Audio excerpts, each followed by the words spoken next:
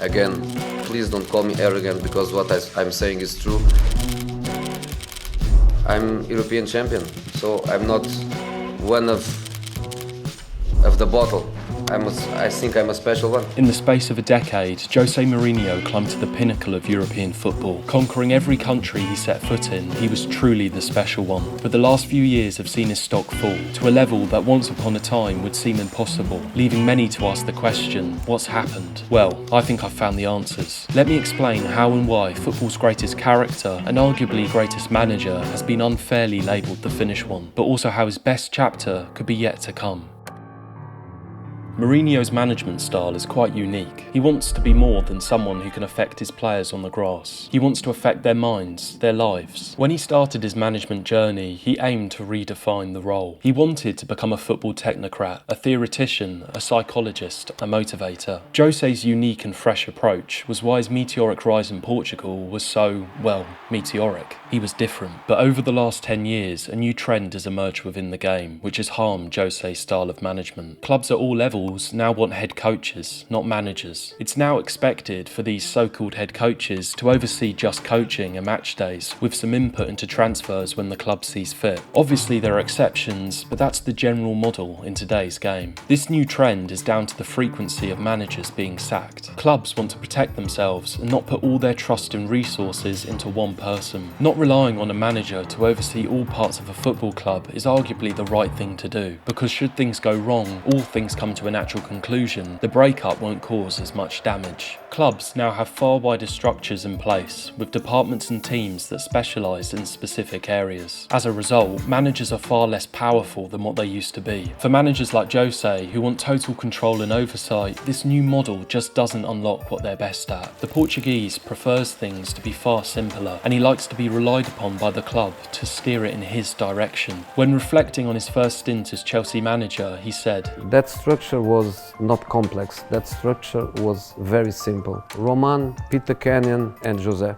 There are no doubts about the responsibilities. It worked immediately. José needs to be integral in creating the environment, the dressing room, the feeling. From a recruitment standpoint, both backroom staff and playing staff, he wants his people, not someone else's. In Inter's 2009-10 treble-winning season, Wesley Sneijder went as far as to say he would kill and die for Mourinho. The power José has over his players is arguably more defining than anything he does tactically. It pushes his players to reach the heights he needs them to reach. But he can only achieve this stranglehold over the dressing room if he has his players. There's that famous story. Whilst at Chelsea in his first spell, José told Roman Abramovich to sign a young Didier Drogba from Marseille, ahead of some of the world's best forwards. Abramovich hadn't heard of the Ivorian, but José told him to simply pay and don't speak. José's judgment was trusted, and the rest is history. With how many people that have an input into signings in today's current landscape, would José have got the man he really wanted? I'm not sure. Over the last decade, there's no doubt José has been handed players he doesn't want, trust or believe in, whilst also having to collaborate with departments and teams he's had no part in forming. He's had to let go of responsibilities that have been integral to how he's controlled some of football's most demanding dressing rooms and delivered the biggest trophies. I think José has found it extremely hard adjusting to the modern way of working at football clubs.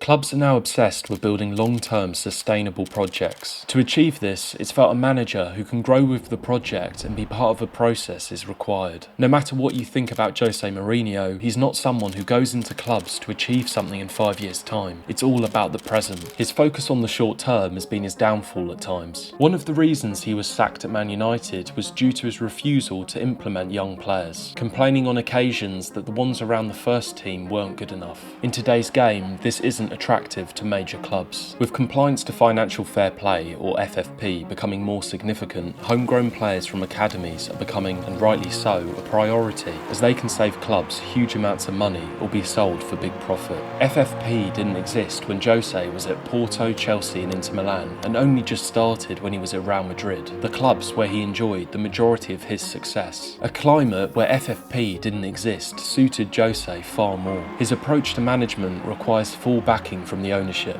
Restrictions hurt him. For example, at Roma, specifically in his third season, he became incredibly frustrated over a lack of financial backing from the owners, with disagreements over potential transfers due to the club's precarious FFP position. The poor third season, which he was sacked halfway through, was a result of this irritation. When we reflect on Jose at his best, the idea of having to grow, develop and mould players, build a project, think long term and be sustainable wasn't a necessity. It is now.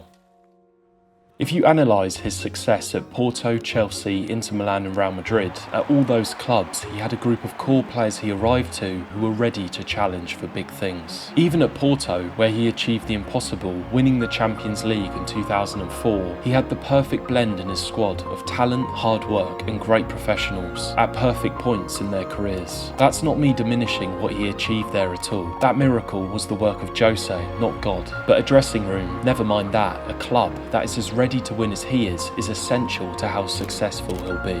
If you look at his last three jobs, Man United, Spurs and Roma, whilst they're all massive clubs, they weren't ready to challenge for major honours like Jose was. It's a testament to how brilliant he is that he still brought success to two of those three. You see, Jose hasn't suddenly got worse as a manager. Either because of the football climate changing or through poor choices with his career, he hasn't found himself in an environment that unlocks his true ability in over a decade. Jose's obsession with winning immediately was his biggest strength, but in today's climate and at the clubs he's recently coached, it's been his biggest weakness.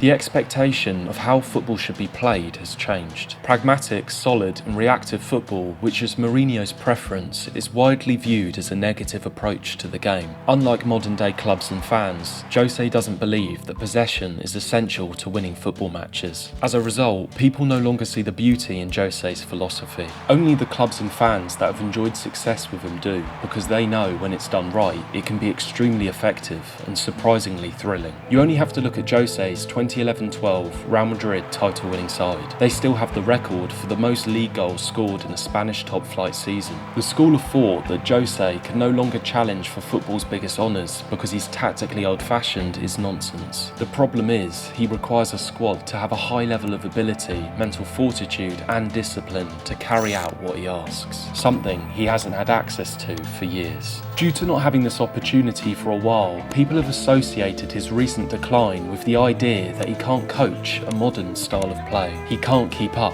He hasn't adapted. And because of this stereotype, which he seemingly can't shake off, to the elite clubs, he's fallen out of fashion. Quite remarkably, this idea that Jose is tactically out of date, not sexy anymore, mirrors the perception of him as a person. It's obvious that he's not the same man who strolled so confidently into world football in the early 2000s. He's older, he's changed. Of course, his drive and passion for the game is still intact, and he remains one of the game's best characters. But it feels like that superstar aura has waned. He's always been known for his touchline behaviour, someone who's as equally engaging to watch as the match itself. But at Roma in particular, he was interesting to watch for all the wrong reasons. In his 2.5 years at the Italian club, he missed 16 games because of a touchline ban. Of course, he delivered that special night in Albania. The fans loved him and he loved them too. But he often looked like he was working with players who weren't going to bring him the success he craves. When he's successful, the outrageous behaviour has a charm to it. It's just Jose being Jose. He's used this part of his personality to unsettle opposition, try and create reactions, and whether you agree with it or not, it's worked for the Portuguese. However, when he's not winning consistently and contending for significant trophies, his conduct appears aggressive and irate. His unwavering winner's mentality and passion can be seen very differently, depending on whether it's viewed through the lens of success or failure. To the top clubs, that would give Jose the platform to show how special he can still be. His style of football is no longer seen as sexy, nor is he as a person. The idea of international management has been floated about for years. He's been approached multiple times by multiple countries, but he's rejected all the offers, citing that it's never been the right timing or it's not something he currently wants to do. But I feel this has to be his next step. If he were to manage one of the top nations, he would have access to the elite talents who have elite mindsets, something I think he's hungry for. He wouldn't have to think about the big picture or the long-term plan. International football is rare in the fact that the next next match is the only thing that matters. Also, the big one-off games requiring José's elite in-game management and tactical nuances would put him in his element. It's win at all costs, essentially José's mantra. International football would solve all the issues I've raised, but whatever his future holds, José still is and will always be the special one. Undoubtedly, the last decade has dimmed his shine, but I believe that ability to push teams to footballing glory is still in there. He just needs the right environment, the right challenge to unlock it again.